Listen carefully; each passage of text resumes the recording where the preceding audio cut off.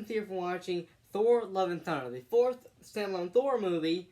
And I'll give my thoughts on that. There will be two sections of this video, one spoiler-free, one spoiler. I'll tell you guys the spoilers are gonna come in, so don't click off the video. But first, talk about the spoiler-free, everything that my show thoughts about the movie. It was good. It's not great or anything. It's definitely not as good as Ragnarok, but I think it's better than Thor 1 and Thor 2. One major criticism I see everyone complaining about, Gore the God Butcher, Batman himself was barely in the movie.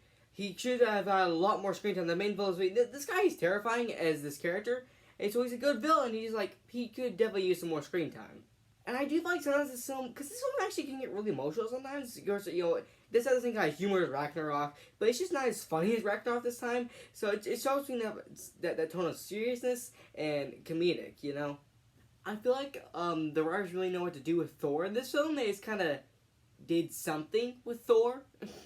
Jane is good in this movie, I'll admit that. Jane is very good in this movie. Yeah, that's basically my thoughts on the film without even saying any spoilers. But now we're getting a spoiler review, so if you don't want to spoil, click off right now.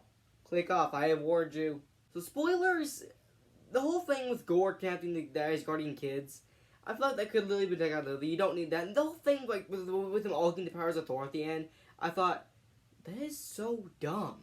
And we know Thor's probably never going to do that again in the MCU. Honestly, the pace of this film was, like, a little off. Like, it seemed like it went really fast, this film did. Korg was done dirty in this film. He's not as funny as he was in Ragnarok, and when the third half comes, he's just like, well, he's literally just a face. He's barely in it, honestly. I did like the Guardians in the film. I love the Guardians of the Galaxy, so I did love them in the film. Cannot wait to see the Guardians 3 next year. Yeah, but the whole thing with, Thor adopting the child at the end of the movie, I thought that was... It's a neat concept, but I feel like it kind of came out of nowhere, like completely out of nowhere. I guess you could argue that in the flashbacks when he was looking at the baby when he was with Jane, they could have probably set that up, but that's just not enough, man. So in the future MCU, that is definitely going to be the future kind of Thor-ish kind of character. And I actually did not expect them to kill off Jane Foster's own, but they do. They kill her off, and it's very sad. We actually get a post-credit scene. The second post-credit scene shows her in, I forgot its name, forgive me, the place where Heimdall's at, that thing. That's what it could be, because in the comics, she does return that same way, so they could be saying her return, or they have to, like, let's give her one happy good send-off, just to clean everything up with her character. And then the first post-credit scene, which reveals Hercules, a lesser-known Marvel hero, but I am glad to come to the MCU. Looks like a fine hero.